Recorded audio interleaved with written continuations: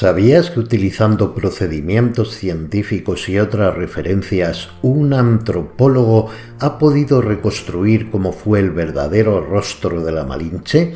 Pues ahora te lo cuento y te mostraré el que probablemente fue su verdadero rostro.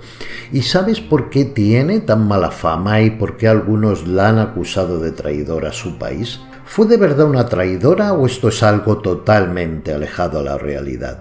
En breve voy a mostrarte el verdadero rostro de Malinali, la joven indígena amante y traductora de Hernán Cortés, una mujer espectacular que jugó un papel clave en la conquista española.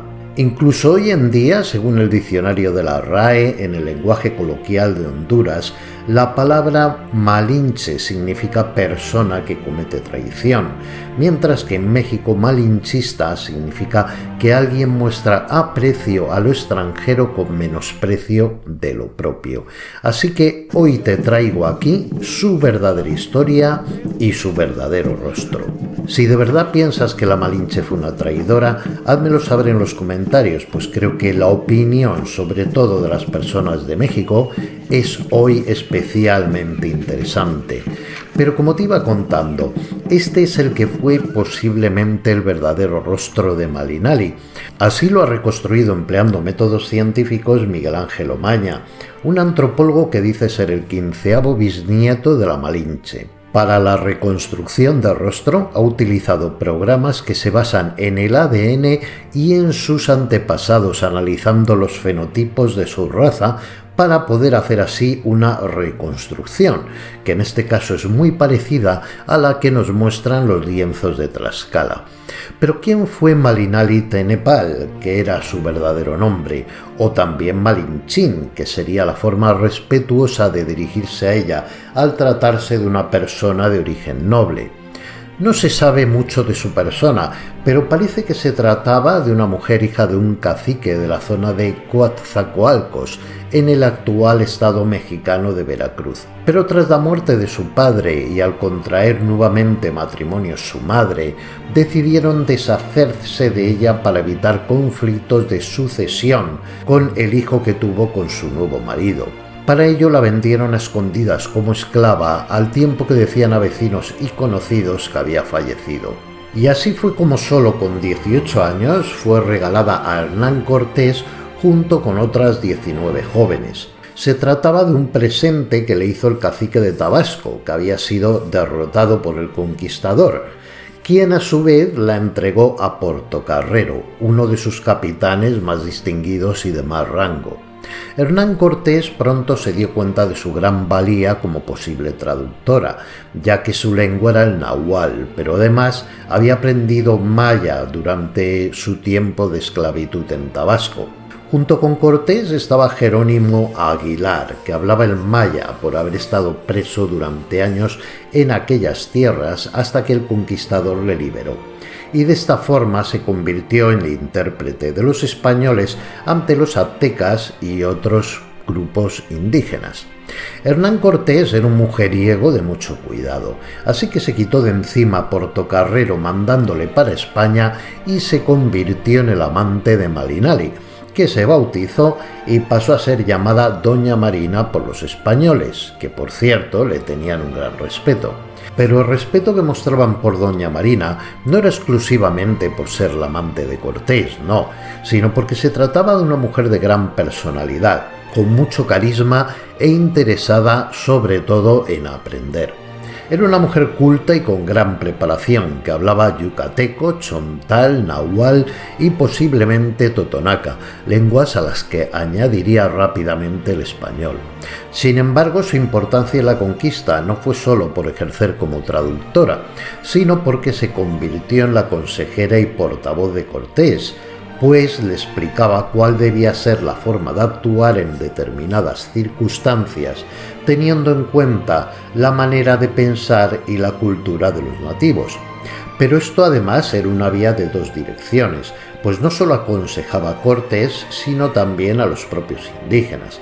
Por ejemplo, a Moctezuma le aconsejó que se sometiera a la corona española para evitar una matanza en su pueblo. Por cierto que Malinali tuvo un hijo con Cortés, Martín Cortés Malinche, que con el tiempo se convertiría en un heroico capitán de los célebres tercios de Flandes, sobre los que te hablaré en uno de mis próximos vídeos. Malinali provocó un gran asombro entre los indígenas, en primer lugar por el hecho de que acompañase a los españoles y conociese su lengua. Hay que pensar que ella, a fin de cuentas, también era una extraña en aquella tierra de mexicas y tlaxcaltecas, entre otros pueblos, pues provenía de más al sur, un entorno que era muy diferente tanto en el aspecto cultural como en el paisajístico. Además actuaba al máximo nivel, relacionándose directamente con Cortés y con los gobernantes de Tecnotitlán o Tlaxcala. Además, al ser la que hablaba, era vista como el personaje más destacado en aquellos encuentros de alto nivel, pues era la que empleaba la voz para asesorar, ordenar, dar instrucciones, hacer sugerencias y negociar con los caciques de otros pueblos. El nombre de Malinche no era, curiosamente, el nombre que daban los indígenas a Malinali, sino a Hernán Cortés, aunque terminó por hacerse extensivo a la pareja. Pues finalmente Marina se convirtió en una persona que tenía mucho poder ante los ojos de los mesoamericanos. Según parece, no se quedó en ser utilizada por Cortés para dominar a los nativos, sino que seguramente ella tuvo sus propios planes y propósitos acerca de cómo debían conducirse las relaciones entre las dos culturas, pues enseñó a los españoles las costumbres de la zona y además de mediar con los mexicas, hizo posible la alianza de los españoles con los tlaxcaltecas. Pero como todo en la historia, ¿quién sabe lo que realmente hervía en su cabeza? ¿Realmente amó a Cortés o simplemente tuvo con él una relación de intereses? Dame tu opinión al respecto. ¿Qué piensas de esta relación? Ten en cuenta que Cortés la trataba con gran respeto, tal y como correspondía a la hija de un noble, y además parece que la tenía en mucha estima. De hecho, consiguió una bula papal para que el hijo de ambos fuera reconocido como hijo legítimo suyo, pues el conquistador ya estaba casado. Lo cierto es que Malinchín pasó de la esclavitud, los abusos y el presumible maltrato a convertirse en una mujer muy respetada y con unos honores y distinciones que no eran nada habituales para las mujeres de la época. Y ahora viene la gran pregunta. ¿Realmente fue una traidora, como se ha dicho en la leyenda negra que se ha tejido en torno a ella? Pero antes de buscar la respuesta, déjame pedirte que si te está gustando el vídeo, me dejes un me gusta porque me ayuda mucho a proseguir con mi labor divulgativa, y te invito también a que te suscribas al canal para estar informado de los vídeos que publico todas las semanas.